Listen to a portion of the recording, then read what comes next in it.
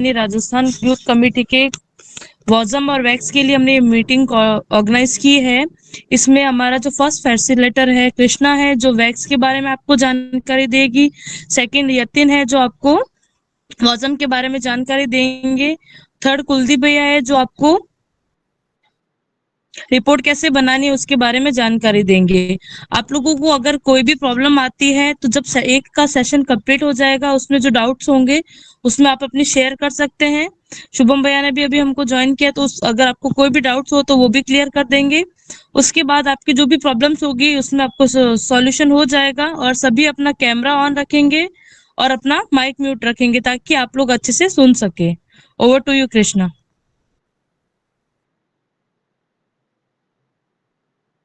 कृष्णा अपना mic on करो।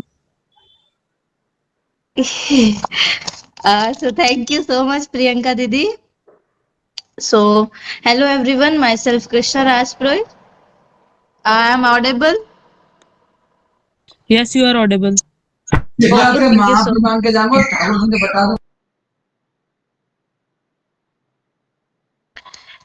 So जैसे कि प्रियंका दीदी ने बताया, आज मैं आपको वैक्स के बारे में थोड़ा नॉलेज दूंगी। मेनली जो वैक्स के अंदर गर्ल्स को दिक्कत आती है, दो ऑर्गेनाइजेशन पर। Hello. Yes, you are audible. Continue. Okay okay.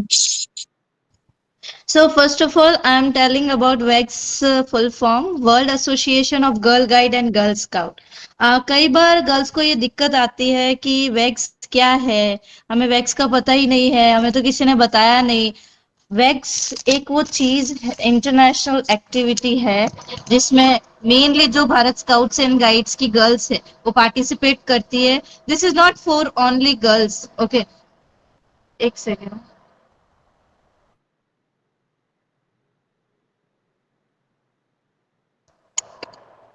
Sorry for disturbance. वैक्स ऑर्गेनाइजेशन जो है उसने भारत स्काउट्स एंड गाइड्स के साथ कोलैबोरेशन कर रखा है।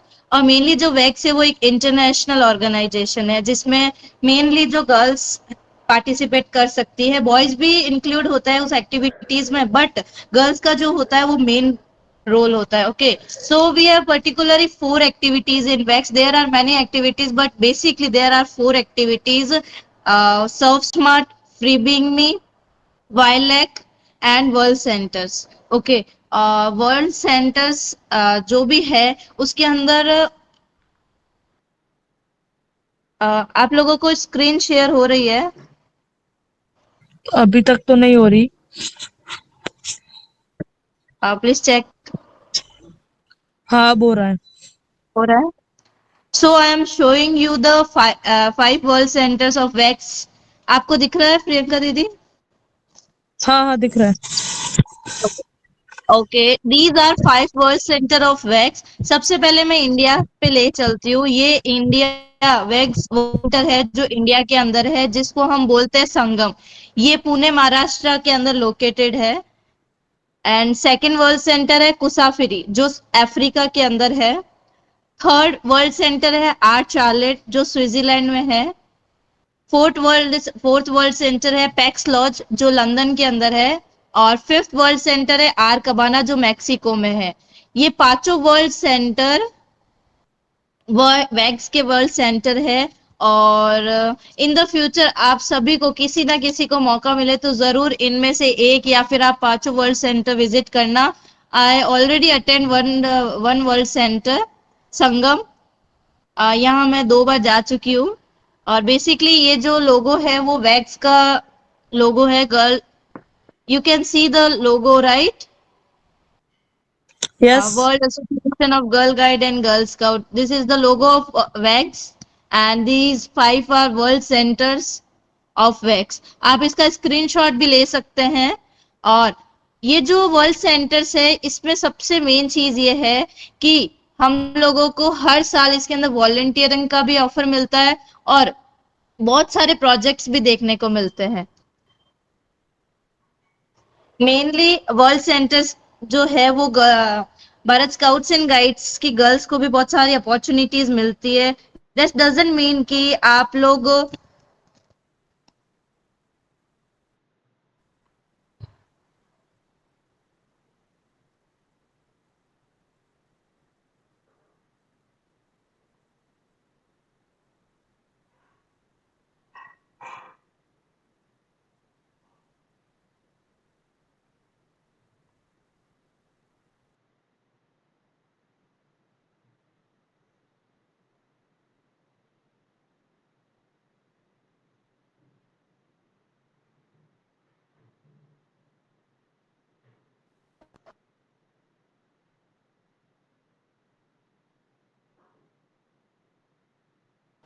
Hello, am I audible?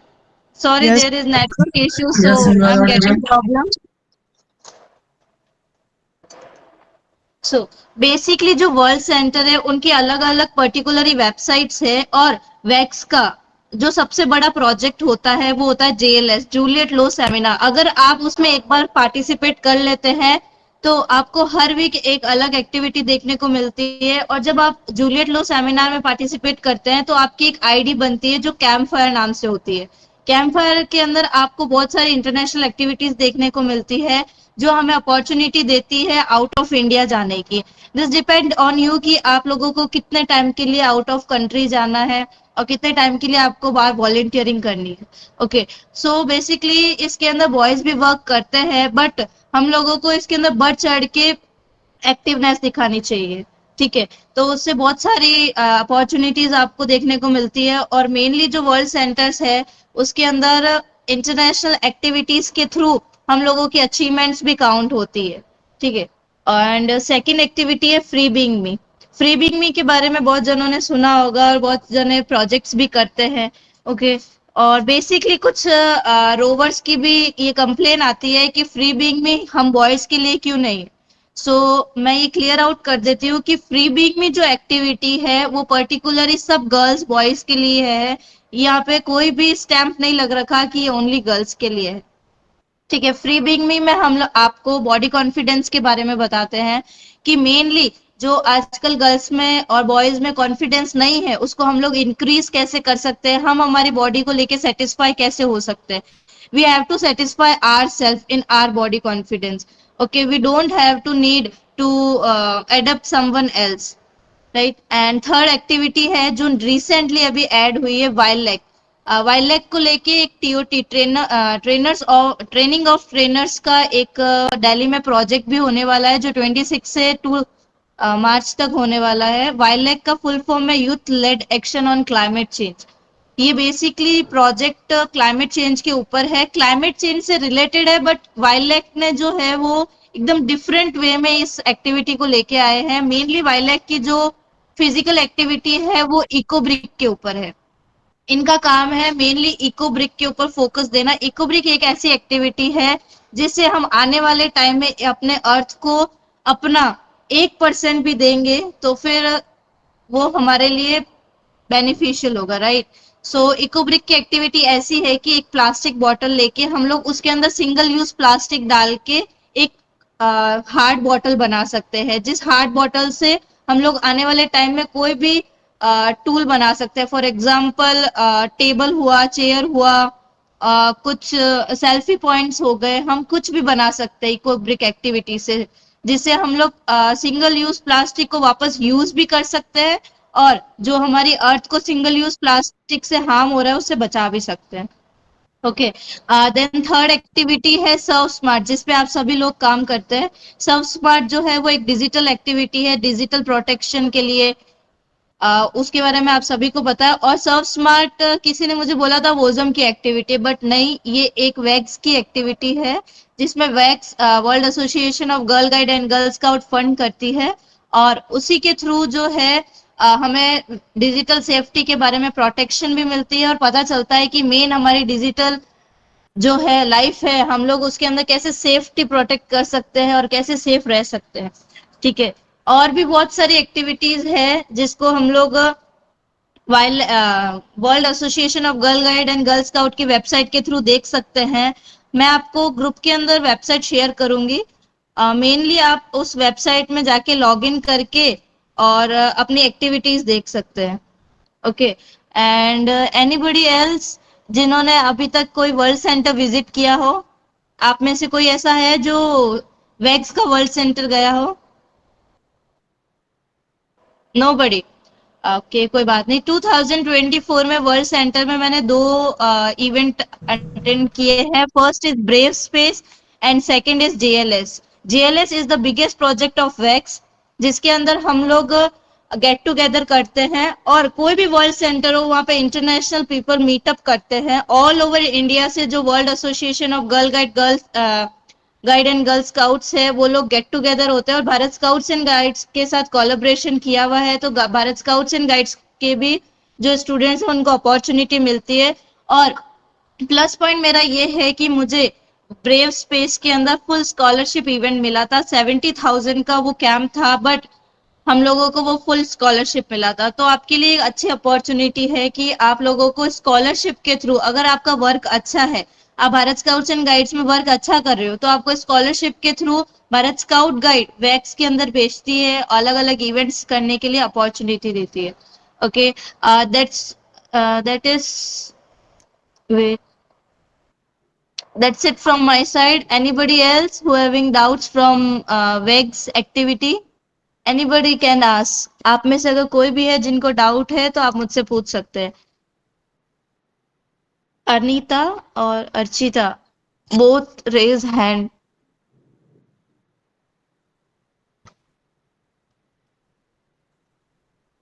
आप अपना माइक ऑन करके बोल सकते हैं एक एक करके, अगर किसी को डाउट है तो वेग्स को लेके। अर्चना।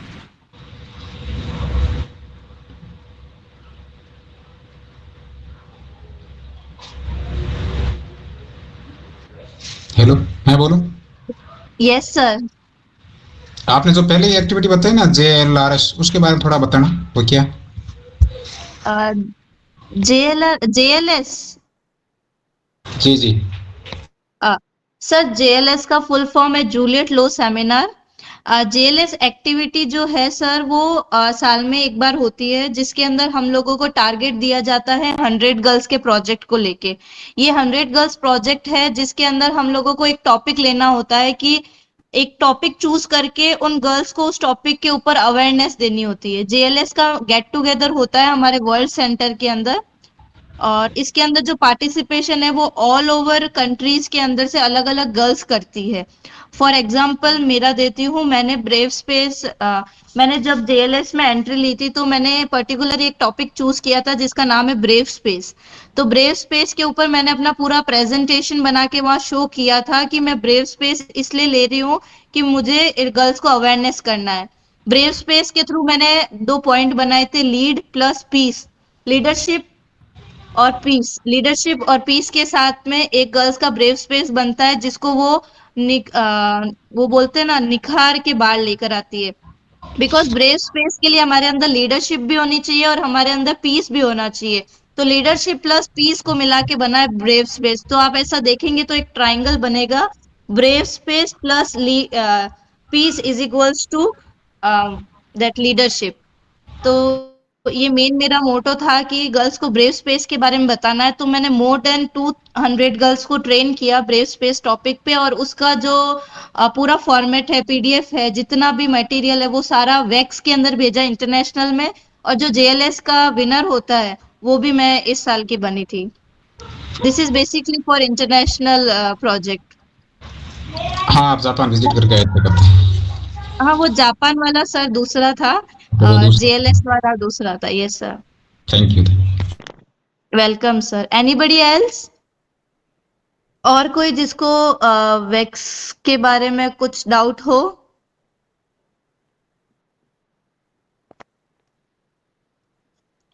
मैं भी किसी को नहीं है। प्रियंका दीदी, to be continue. Thank you Krishna, आपने सबको वैक्स के बारे में जानकारी दी।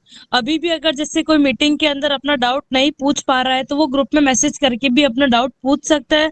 और फिर भी आपको अगर ऐसा लगता है कि ग्रुप में आपको कंफर्टेबल नहीं है तो आप पर्सनली मुझे या कृष्णा को या किसी और को ग्रुप मेंबर्स में, यानी जो कोऑर्डिनेटर्स है, उनको मैसेज करके अपना ग्रुप जो है डाउट क्लियर कर सकते हैं। नेक्स्ट हमारा टॉपिक है वॉजम। Over to Yatin. यतिन अपने वॉजम के बारे में डिस्क्रिप्शन देंगे। Yatin. Thank you so much, Priyanka Di. First of all, let me introduce myself. I am Yatin Verma, राष्ट्रपति रोवा श्री गंगानगर। तो जैसे कि कृष्णा दी ने वैक्स के बारे में बताया, तो इसी के कंटेम्पररी या पैरेलल वोजम है, जिसको हम कहते हैं world organization of the scout movement, जो कि बॉयज़ के लिए है। तो इसके रिगार्डिंग मैं इंफॉर्मेशन दूंगा। तो मैं अभी अपनी स्क्रीन शेयर करता हूँ।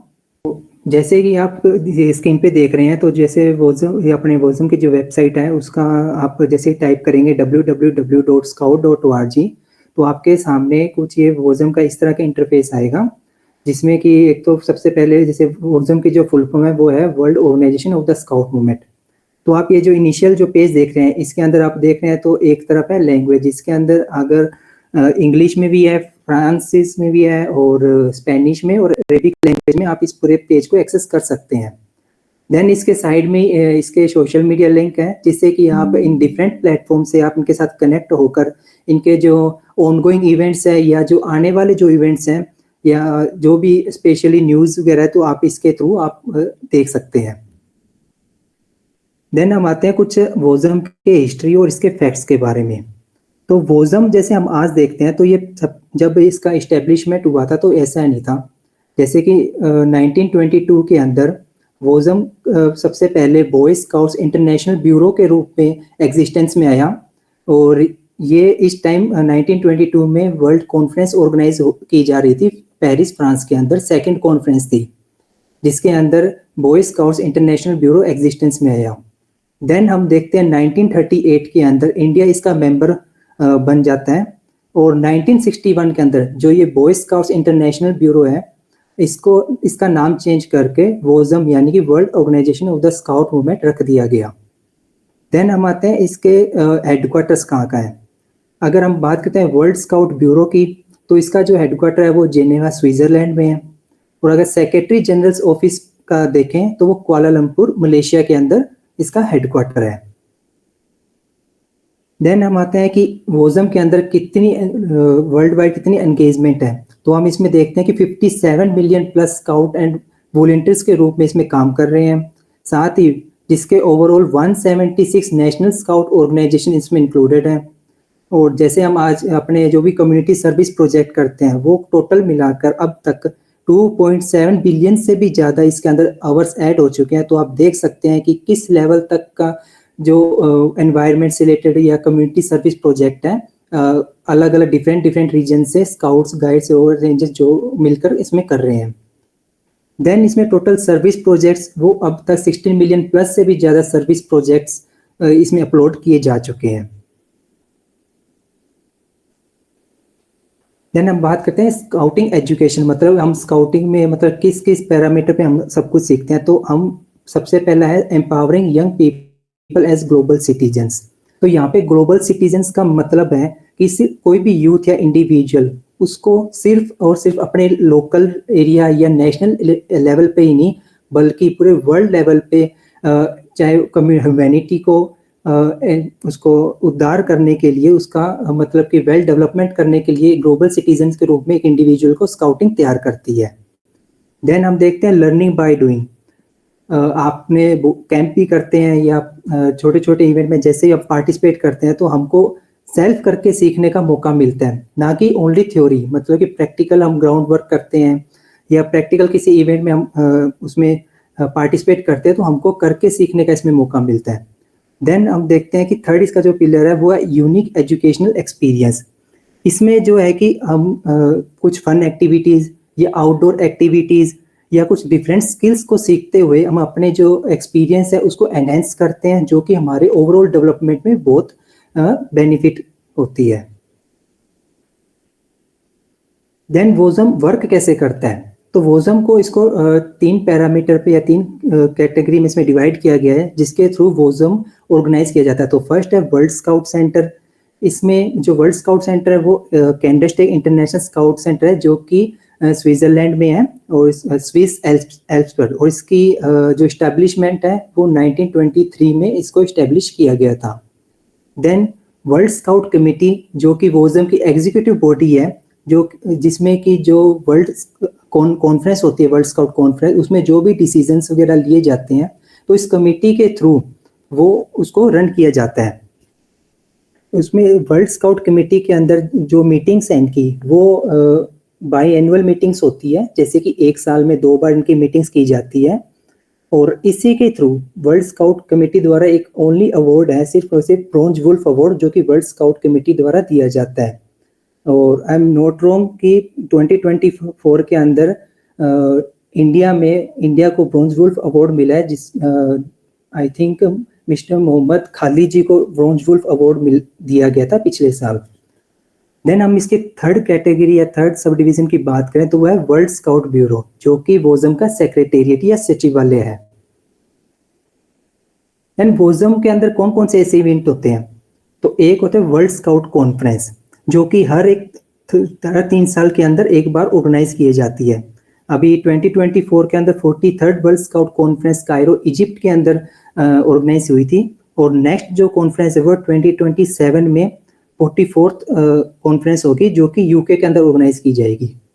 देन सेकेंड इवेंट आता है वर्ल्ड स्काउट जम्बूरी, जो कि 4 साल बाद आती है। जम्बूरी वर्ल्ड लेवल पे जो जम्बूरी होती है 2023 में शायद साउथ कोरिया में हुई थी, और अब जो नेक्स्ट 2027 में होने वाली है वो पोलैंड में होने वाली है, जिसका भारत स्काउट गाइड ने, अगर आप में से किसी को इसमें पार्टिसिपेट करना है तो उसका भी भारत स्काउट गाइड ने सर्कुलर जारी कर रखा है कि कौन कैसे पार्टिसिपेट कर सकता है, और लास्ट डेट क्या है उसके अप्लाई करने की। तो आप भारत स्काउट गाइड की जो वेबसाइट पे जाकर सर्कुलर का कॉलम देखेंगे, जिनको भी इस जम्बूरी में पार्टिसिपेट करना है तो आप वहाँ से उसके पूरे डिटेल्स को देख सकते हैं। देन थर्ड इवेंट में हम आते हैं, वो है वर्ल्ड स्काउट मूव। ये भी 4 साल में एक बार ऑर्गेनाइज किया जाता है। फोर्थ इवेंट है JOTA JOTI, it means jamboree on the air and jamboree on the internet. ये इवेंट फिजिकली ना होकर, मतलब कि ये ऑनलाइन इवेंट है जिसको आप अपने घर बैठे लैपटॉप मोबाइल के थ्रू एक्सेस कर सकते हैं।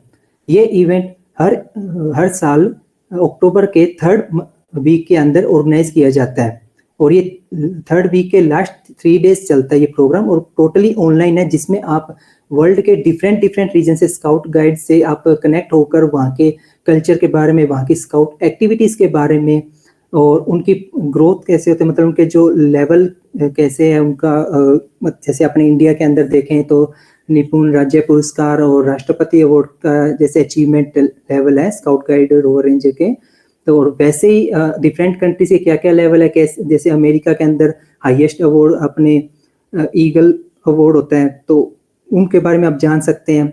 देन इसके अंदर उसके अलावा काफ़ी सारी एक्टिविटीज़ भी आप इसके अंदर कर सकते हैं, जिसमें जो ये 3 दिन का इवेंट एंड हो जाता है, देन आपको एक ऑनलाइन डिजिटल सर्टिफिकेट मिलता है। जितनी भी आप एक्टिविटीज़ अच्छे से करते हैं तो उसमें आपको उससे रिलेटेड बैज, डिजिटल बैज भी आपको मिलता है। देन नेक्स्ट 5th इवेंट है वर्ल्ड स्काउट एजुकेशन कांग्रेस। ये इसका कोई टाइम पीरियड डिसाइड नहीं है कि इसकी मीटिंग होती है, लेकिन इरेगुलर वे में होती है। इसका कोई पर्टिकुलर टाइम नहीं है कि कब कैसे मीटिंग होनी है। देन आते हैं स्काउट मेथड, मतलब एक इंडिविजुअल का डेवलपमेंट के लिए किन किन मेथड के थ्रू एक इंडिविजुअल का डेवलपमेंट होता है। तो सबसे पहले कम्युनिटी इन्वॉल्वमेंट। एक scout guide rover ranger scouting के अंदर डिफरेंट अपने कम्युनिटी सर्विस प्रोजेक्ट करते हैं, या कई इवेंट के अंदर जब हम कम्युनिटी से जब direct face to face engage होते हैं तो हमको हर एक पैरामीटर पे कम्युनिटी को देखने का, नज़दीक से देखने का मौका मिलता है, उनसे बहुत कुछ सीखने का मिलता है। देन नेचर में जब आप आउटडोर एक्टिविटीज़ करते हैं तो आप नेचर से डायरेक्टली कनेक्ट होते हैं और एनवायरनमेंट के बारे में आपको जानने का मौका मिलता है। थर्ड है लर्निंग बाय डूइंग, मतलब करके सीखना। आप बाय हैंड सब कुछ करके, कैंपिंग के अंदर जब आप जाते हैं तो आप खुद को करके ही सिखाया जाता है। तो मतलब ना कि डायरेक्ट सिर्फ ट्यूटोरियल से आपको सिखाया जाता है, बल्कि आपको खुद सेल्फ करके ही सीखना पड़ता है और सिखाया जाता है। तो कि देन अब आते हैं पर्सनल प्रोग्रेशन। जितनी भी एक्टिविटीज स्काउटिंग के अंदर होती है, फन एक्टिविटीज, आउटडोर एक्टिविटीज, तो एक आपको एक life skills, outdoor activity skills भी सीखने को मिलता है और लाइफ स्किल्स को आपको सीखने को मिलता है। Then team system. स्काउटिंग के अंदर हम मतलब कि जैसे पेट्रोल बनाए जाते हैं, तो उस पेट्रोल में हम कोई एक्टिविटी जब दी जाती है तो हम पूरे टीम मिलके काम करते हैं, तो एक लीडरशिप क्वालिटी आती है। साथ ही साथ टीम सिस्टम में कैसे वर्क किया जाता है आपको वो सीखने का मौका मिलता है। एडल्ट स्पोर्ट में मतलब कि अब हमसे जो सीनियर्स हैं, जो लीडर्स हैं, जो हमसे जो एडवांस लेवल पे नॉलेज रखते हैं, तो उनसे कनेक्ट होकर हमको सीखने का मिलता है। Then symbolic framework. जब आप सब कुछ स्काउटिंग एक्टिविटीज करते हो तो आपकी एक यूनिक आइडेंटिटी बनती है, जो आपकी सोसाइटी के अंदर आपकी एक यूनिक इमेज दिखाती है। और ये सभी स्काउट मेथड को कनेक्ट करते हैं अपनी स्काउट प्रोमिस एंड लॉ। जब आप स्काउट प्रोमिस एंड लॉ को पढ़ते हैं तो उसमें हम नेचर से कनेक्ट होने का भी उसके अंदर जिक्र होता है, साथ ही सर्विस टू अदर्स का भी जिक्र होता है। तो इन सभी को जो एक आपने निचोड़ देखेंगे वो हम स्काउट प्रोमिस और लॉ के अंदर हम देखते हैं। देन स्काउटिंग में रीजन कितने हैं, बहुत सारे जगह कंफ्यूजन है। हालांकि जो लेटेस्ट APRO है उसके अंदर भी वोजम के एक रीजन को लेके कंफ्यूजन है, लेकिन अभी करंट में जो वोजम के जो रीजन है टोटल 5 है। जो 6th रीजन है जो कि यूरेशियन रीजन था उसको 2023 के अंदर डिफेक्ट कर दिया गया, मतलब कि उसको रद्द कर दिया गया। और अगर आप APRO अभी जो लेटेस्ट APRO जो पब्लिश हुई थी उसके अंदर आपको 6 रीजन देखने को मिलेगा, लेकिन वहाँ पे थोड़ी मिस्टेक है। और करंट में से टोटल 5 रीजन्स हैं, जैसे कि एक रीजन है अफ्रीका रीजन जिसका जो हेडक्वार्टर है वो नैरोबी केनिया में है। देन अरब रीजन है जिसका हेडक्वार्टर कायरो इजिप्ट के अंदर है। एशिया पैसिफिक रीजन है जिसका जो हेडक्वार्टर मकाती फिलीपींस में है। यूरोप रीजन है जिसका हेडक्वार्टर जिनेवा स्विट्जरलैंड, और इंटर अमेरिका का जो हेडक्वार्टर है वो आपको पनामा में देखने को मिलता है। अभी हम में से क्या है कि जितने भी स्काउट गए रोवर रेंजर होते हैं वो अपने स्काउटिंग का जो हाईएस्ट अवार्ड है राष्ट्रपति अवार्ड, वहां तक पहुंच जाते हैं, लेकिन उनको सिलेबस का भी नहीं पता होता कि हमारा एक्चुअली में सिलेबस क्या है, कि जिससे कि हम ये जो अवार्ड है इसको पास कर सकें।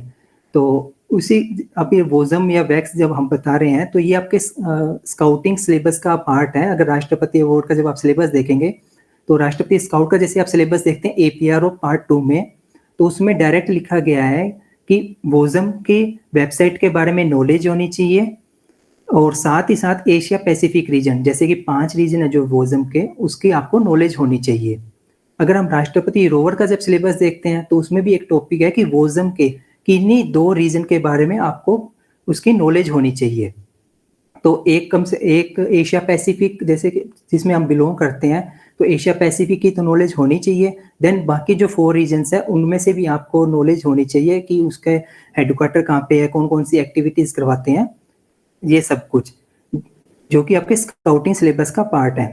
तो जो कि हम एशिया पैसिफिक रीजन में आते हैं तो इसके कुछ मैं फैक्ट्स आपको शेयर कर देता हूँ।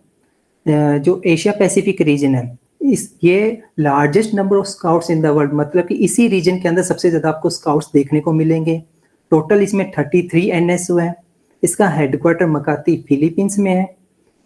इसके अंदर जो रीजनल कमेटी है उसके चेयरमैन भी होते हैं, जैसे डायरेक्टर हैं, तो जो डायरेक्टर हैं उनका नाम है मिस्टर जोस रीजल पेंगलिन, और इसके जो चेयरपर्सन है वो है मिस्टर डेल बी कोरवेरा। तो ये इनके कमेटी मेंबर्स हैं। Then in Asia Pacific region के द्वारा कुछ एक्टिविटीज चलाई जाती है, जैसे कि आपने अलग अलग प्लेटफॉर्म पे या BSG के वेबसाइट पे और इंस्टाग्राम फेसबुक पे देखा होगा, ticket to life, tide turner plastic challenge and diversity and inclusion challenge. ये कुछ एक्टिविटीज हैं जो कि एशिया पैसिफिक रीजन के द्वारा चलाई जाती है। अब आपको दिखाता हूँ कि राष्ट्रपति एग्जाम में जो क्वेश्चंस आए थे, जो जैसे कि आपको पता है कि अभी नेशनल लेवल जो एग्जाम होता है राष्ट्रपति का वो CBT एग्जाम होता है, कंप्यूटर बेस्ड टेस्ट। तो उसमें कुछ क्वेश्चंस आए हुए हैं वोजम से रिलेटेड, वो आपको मैं दिखाना चाहूंगा। जैसे कि ये अभी पिछले साल का ही क्वेश्चन है, जैसे कि वोजम में टोटल कितने NSO हैं।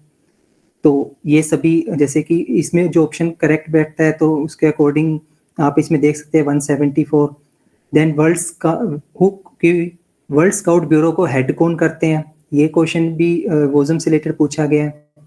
देन पूछा गया है कि इसमें कितने वर्ल्ड स्काउट कमेटी में कितने इलेक्टेड मेंबर होते हैं। देन पूछा गया है कि scout of the world award किस एज के मिलता है। तो ये आ जाता है जैसे कि यूथ जो कि 15 से 26 ईयर्स की जिनकी एज है वो उनको ये world scout of the world award दिया जाता है। देन नेक्स्ट क्वेश्चन है कि वोजम में कितने रीजन है। जैसे मैंने अभी ऊपर आपको बताया कि करंट में टोटल 5 रीजन है, बट यहाँ पे 5 इसमें ऑप्शन में नहीं है। तो इसके अकॉर्डिंग तो CBT एग्जाम में 6 करेक्ट किया गया था क्योंकि पहले 6 थे, बट करंट में 5 है, तो आप इसका ध्यान रखेंगे। देन इसमें कि जो इंटरनेशनल स्काउट सेंटर है जो कि स्विस एल्प्स पे सिचुएटेड है, तो वो कहाँ पर है। तो अभी हमने ऊपर देखा कि कैंडरस्टेग इंटरनेशनल स्काउट सेंटर है जो कि स्विट्जरलैंड या स्विस एल्प्स पर सिचुएटेड है। फिर आता है क्वेश्चन कि एशिया पैसिफिक रीजन में कौन सा NSO नहीं है। तो जब आप एशिया पैसिफिक रीजन को जब वेबसाइट पे जाके एक्सेस करेंगे तो वहाँ पे टोटल 33 कंट्रीज की लिस्ट दी हुई है। तो उसमें आप देखेंगे कि कौन सा NSO एशिया पैसिफिक में आता है, कौन सा दूसरे रीजन में आता है। तो आप डायरेक्टली देख सकते हैं कि ऑस्ट्रेलिया जो है वो यूरोप कंट्रीज का हिस्सा है, तो ये वहाँ पर इसमें आता है। तो वोजम की गवर्निंग बॉडी कौन सी है, ये भी हमने अभी ऊपर देखा। एक चीज हो रहा है कि आप अगर सोचोगे कि जो 6th रीजन है उसको डिक्लाइन कर दिया गया तो मतलब कि वहां से स्काउटिंग हट गई होगी। ऐसा नहीं है, जो उस रेशन रीजन में आता था, जो कंट्रीज आते थे उनको आधी कंट्रीज को तो यूरोप रीजन में इंक्लूड कर दिया गया और कुछ कंट्रीज को एशिया पैसिफिक रीजन में इंक्लूड कर दिया गया है। देन स्काउटिंग से रिलेटेड बहुत सारे दिग्गज हैं जो स्काउटिंग से रिलेटेड है।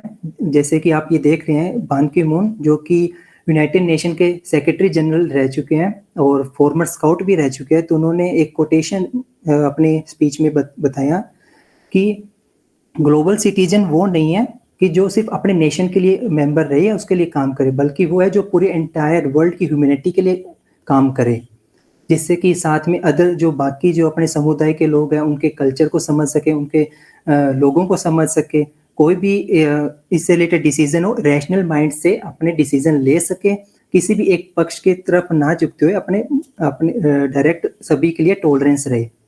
देन अपने प्लान इसमें दे रखा है कि they fight for the protection of our planet, मतलब प्लानेट के लिए अपने कितने सर्वे एनवायरनमेंट से रिलेटेड प्रोजेक्ट करते हैं।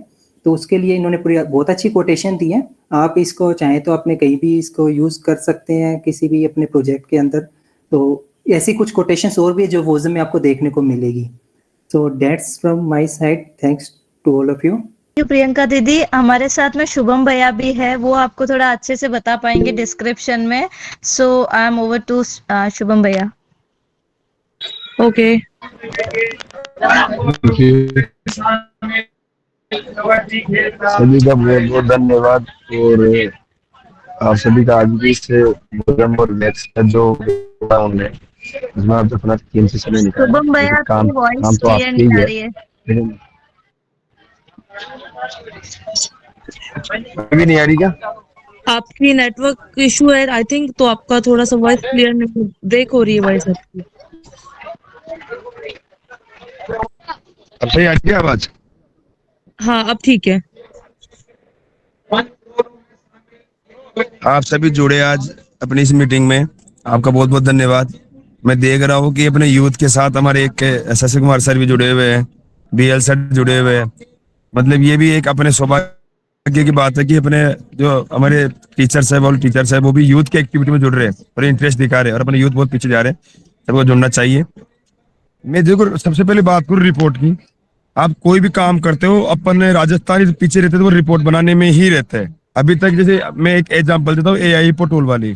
AI पोर्टल में अभी तक जो उन्होंने टारगेट दिया है, शायद हो सकता है वो टारगेट अपन ने पूरा कर दिया है, लेकिन वो किया अपने अनऑफिशियली। ऑफिशियली टारगेट अपने कभी पूरा नहीं किया।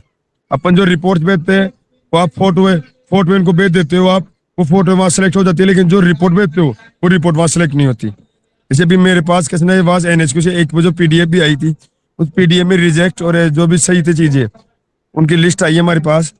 मेरे पास तो अभी टाइम का इश्यू है जिला रैली होने कारण से, तो 2 दिन बाद से मैं फ्री हूँ। तो मैं जिनके रिजेक्ट हुए हैं उनको मैं भेजो, आप दोबारा भेजो। अब मैं रिपोर्ट बनाने का आपको कोई तरीका बताता हूँ।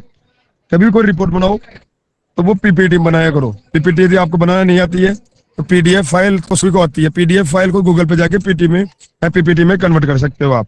वो कैसे करना है, PDF टू PPT सर्च करना है, उसके बाद में ऐड करने का ऑप्शन आता है।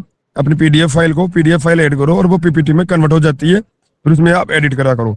जैसे कि मैं ग्रुप में भी, मैं ये बात ओनली अभी AI हिपो टूल की बात कर रहा हूँ।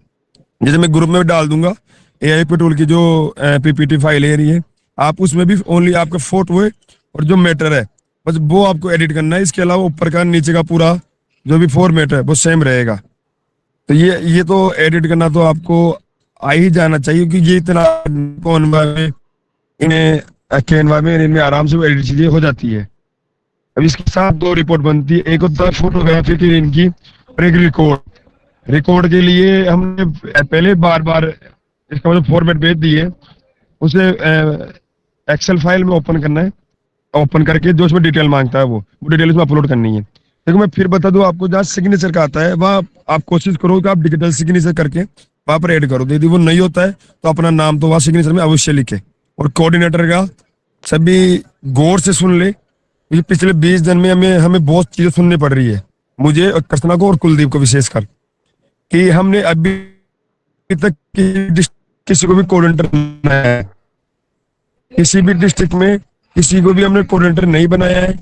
हमने इतना सी बोला था, यदि आपका डिस्ट्रिक्ट एक साथ काम कर रहा है तो आप अपने सीईओ साहब की मर्जी से एक कोऑर्डिनेटर बन सकते हो, अन्यथा कोई कोऑर्डिनेटर नहीं है। कोऑर्डिनेटर जो नेशनल से बनाए गए हैं वो कृष्णा और मैं ही हूँ। वो आप कोऑर्डिनेटर में हम दोनों का नाम डाल सकते हो, लेकिन जो आप मैटर डालते हो उसमें आपका नाम जाएगा और वो फाइलें आपके नाम से ही सबमिट होगी। वो चीज मत सोचना कभी भी कि काम हम करें, रिपोर्ट हम बनाए, नाम वासु बम्बई आके भाई सब वो जो कृष्णा दीदी का हो रहा है, ऐसा बिल्कुल भी नहीं है।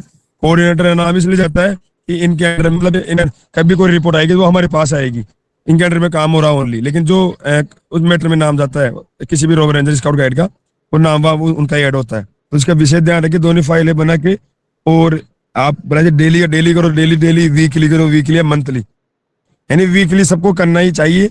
नई नई स्कूलों में जाके टारगेट अभी बहुत, अपन टारगेट से बहुत पीछे है। राजस्थान में अपनी इतनी अच्छी टीम है, उसके बावजूद अपन 4थे-5वें स्थान में चल रहे हैं एआई पे टोल पे। तो अपने लिए ये कि जो अपने टीचर्स है बहुत सारे टॉप पे आ रहे हैं और अपन यूथ मिलके अपन टॉप पे नहीं आ रहे, तो ये अपने लिए एक बहुत गलत चीज है। तो विशेषकर आप सभी लीडर्स हो, आप भी ट्रेनिंग दो अपने बच्चों को और उनको बोलो वो स्कूल में जाके करें। रिपोर्ट का अगली मीटिंग अपनी रिपोर्ट में मतलब शुरू से लेकर लास्ट तक का एक वीडियो माध्यम से आपको बता भी देंगे रिपोर्ट कैसे बनाए। कि आप जो भी काम करते हो उसमें मेन पॉइंट रिपोर्ट बनाना ही होता है, और राजस्थान रिपोर्ट बनाने में ही पीछे है। तो विशेषकर जिस डिस्ट्रिक्ट में जिसको रिपोर्ट बनानी आती है, मेरा उनसे भी निवेदन है कि प्लीज वो अपने डिस्ट्रिक्ट के रोवर रेंजर्स का रिपोर्ट बनाना सिखाए। फिर रिपोर्ट मैं बस बोलूं कि रिपोर्ट आप बेस्ट बना के दो, इतना ये। इसके अलावा एआई पर टूल का है, हमने हर चीज बता दी है आपको। मैं और बता दूं,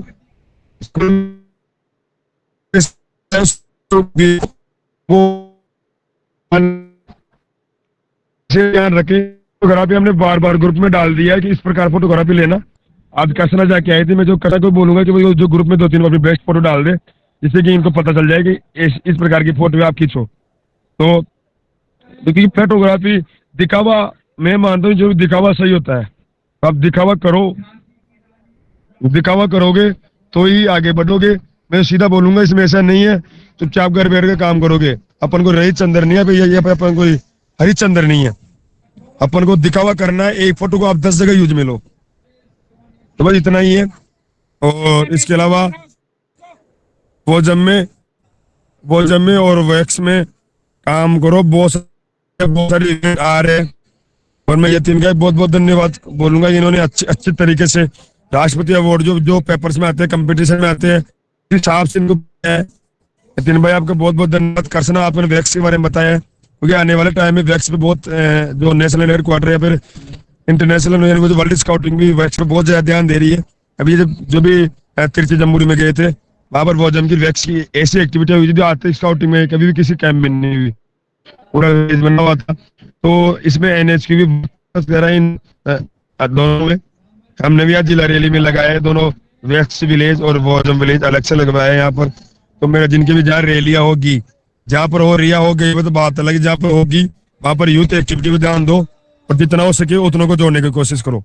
मैं छोटा ये एग्जांपल दूंगा, जब मैं मीटिंग ज्वाइन किया था अभी उससे जस्ट पहले आर्य साहब आए हुए थे, निरंजन आर्य जी यहाँ पर आए हुए हैं। तो वो पूछते मुझे कि शुभम कैसा क्या हो रहा है, तो चल रही है हर चीज, मतलब रिपोर्ट नहीं आ रही अभी सर, अभी वो एआई पर टूल की जा रही है वैसे, मतलब मीटिंग ले रहे नहीं ले रहे, मतलब अभी स्टेप मीटिंग चल रही है।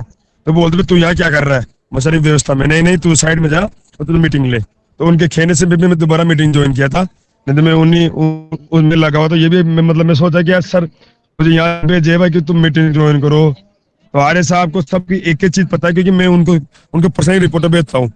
जब अपन काम करते हैं मीट के बाद वो मुझे पर्सनली में उनको भेजा रिपोर्ट, तो मुझे बोलते हैं कि शुभम जब भी तुम काम करो उसकी रिपोर्ट तो मुझे पर्सनली भेजा कर। सर के अलावा मैं उनको पर्सनली रिपोर्ट भेजता हूँ। अपन जो भी काम करते हैं वो आर्य सर की नजरों में रहता है और मुझे सब पता है कि यूथ क्या कर रहा है। तो इतना ही बोल के मैं चुप होऊंगा। तो धन्यवाद आप सभी का। आप मीटिंग ज्वाइन करें। हाँ, कंटिन्यू कर सकना आप प्रियंका। थैंक यू शुभम भैया। इस मीटिंग में अभी भी अगर किसी को कोई डाउट है तो वो पूछ सकता है, नहीं तो फिर अपन मीटिंग ओवर करेंगे। किसी को कोई डाउट है तो अपना हैंड रेस करे और क्वेश्चंस पूछ सकते हैं। कुलदीप भैया। जी कुलदीप भैया बोलिए, अपने हैंड रेस। एड्रेस नहीं थोड़ा क्या नेटवर्क इशू आ गया था, बट कोशिश है अगर अपने आप जो ये मीटिंग और ये कार्यक्रम केवल ये आप लोगों के लिए हो रहा है, तो ग्रुप में अगर आप देख रहे हैं मेंबर अपने 70 प्लस है, 100 प्लस है, मीटिंग में कंटिन्यू देख रहे हैं तो 50 से प्लस ही नहीं जा रहे हैं अपने।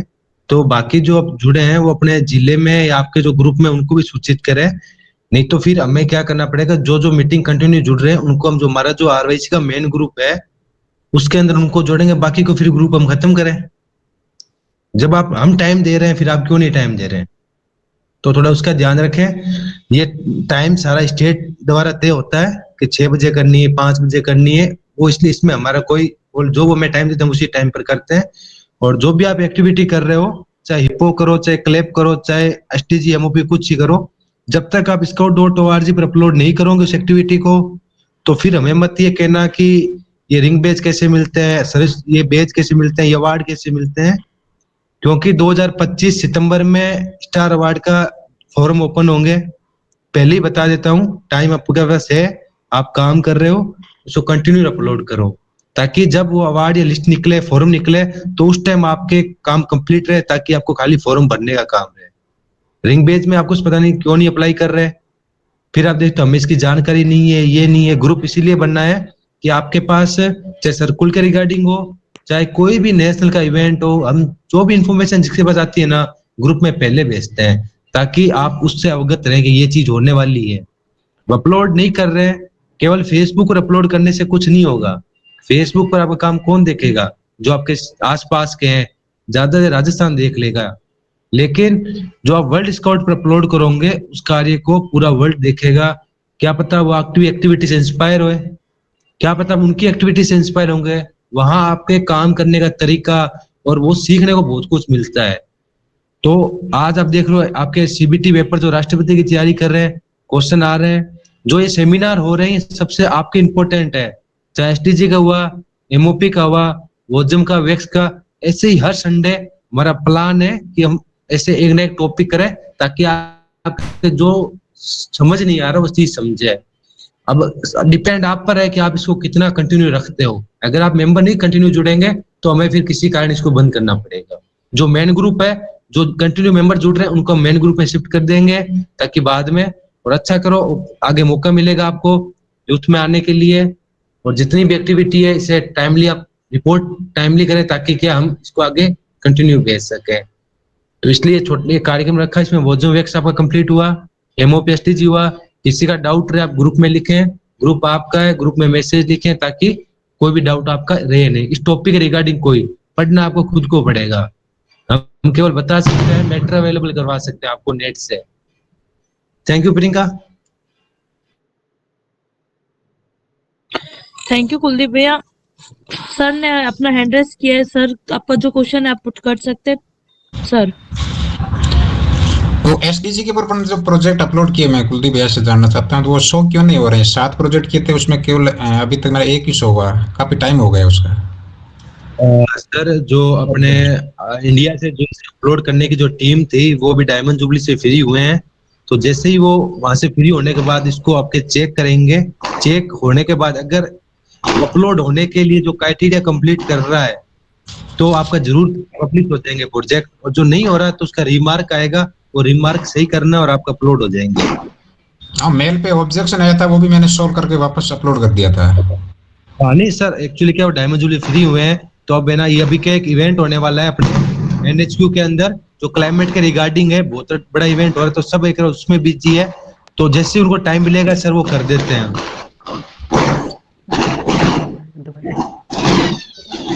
अच्छा, ये सबकी कोई दो मार्क थोड़ा अभी सर अपलोड करो, अपलोड हो रहे हैं, पब्लिश नहीं हो रहे हैं अभी। हाँ, अपलोड हो रहे हैं, अपलोड तो हो गए, शो नहीं हो रहे हैं।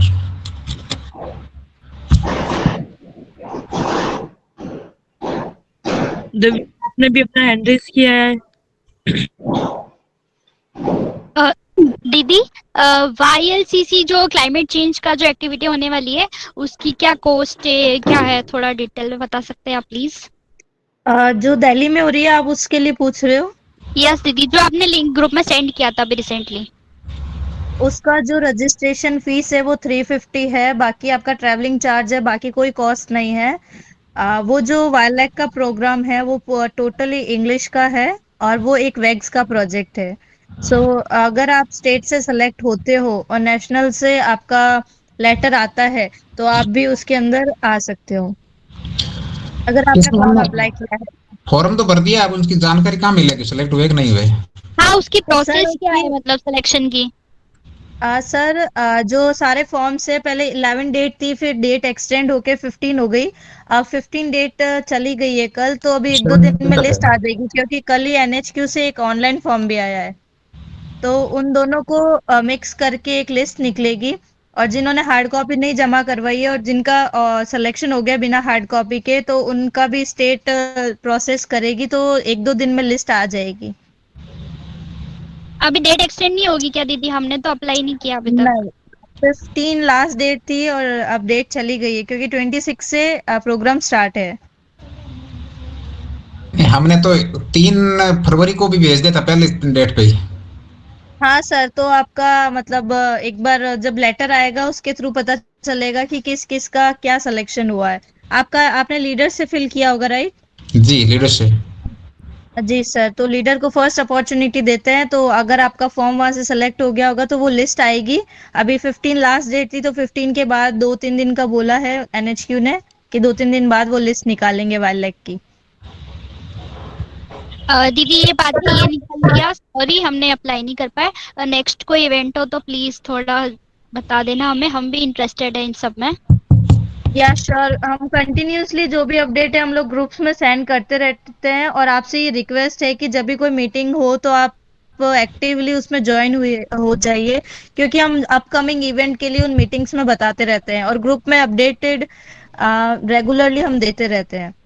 जो भी अपडेट्स होती है वो हम कंटिन्यूसली, जो भी फॉर्म्स होते हैं वो सारा हम लोग अपडेट करते हैं। सो आप अपडेट चेक करते रहिएगा। और जब वो वायलैक का फॉर्म आया था वो भी हमने टाइम टू टाइम सेंड कर दिया था। वो आपका डिले हो गया कि आपने जो है अप्लाई नहीं किया। एक्चुअली दी मुझे लगा कि उसकी कोई कॉस्ट होगी, तो मैंने सोचा कि क्या है, एक बार दीदी से पूछ के फिर करूंगी, इसलिए डिले हो गई, sorry. Sure sir, it's okay. Next time आप अप्लाई करना, ओके? ओके दी। मेरा है। हेलो। हाँ हाँ, बताइए। मैं भरतपुर से, आपसे बात हुई थी सुबह AI टीचर रिपोर्ट टूल को लेके, उसकी मतलब जो NX वाली रिपोर्ट है वो कैसे बनानी है। तो जो वैभव सर ने मुझको, मैंने बताया था जैसे कि आपको, वैभव सर ने जो मुझको सेंड किया था फॉर्मेट वो डॉक्स में भेजा था। आपसे मेरी बात हुई, वो भी डॉक्स के लिए हुई। अब शुभम भैया PPT की कह गए, तो कैसे करें? हाँ, तो कोई दिक्कत नहीं है, आप एक बार अपने बेस पे रिपोर्ट रेडी करके सेंड कर दीजिए। अगर कोई दिक्कत आएगी तो उसको हम लोग सॉल्व कर लेंगे। ओके ओके, तो मैं डॉक्स में ही तैयार कर लेता हूँ एक बार। Sure sure. और मैं चेक करने के लिए आपके लिए सेंड कर दूंगा, तो कोई प्रॉब्लम आए तो आप मुझको। Sure sure. Thank you. दीदी मेरा ये हो रहा है कि रिपोर्ट मैंने बना दी है, बट मेरे पास लैपटॉप नहीं है, तो वो मेरे फोन में ही बनाई है। तो दीदी अब उसका क्या है कि 20 MB से बड़ी हो रही है, तो मैं एक्सपोर्ट नहीं कर पा रही हूँ, तो उसका क्या करूँ दीदी? अब रिपोर्ट तो बन गई है बट मैं शेयर नहीं कर पा रही हूँ अब उसको लैपटॉप। रिपोर्ट तो 2 पेज की होगी, तो क्यों नहीं शेयर हो रही है? नहीं नहीं, वो PPT में दीदी, वो जो फोटोग्राफ्स हो रही है सारी, मतलब जब अब तक जो भी काम किया था ना उसकी एक बना दी थी मैंने, तो वो आप मुझे व्हाट्सएप पे भेजना, मैं आपको बताती हूँ क्या सॉल्यूशन हो सकता है। ओके दीदी।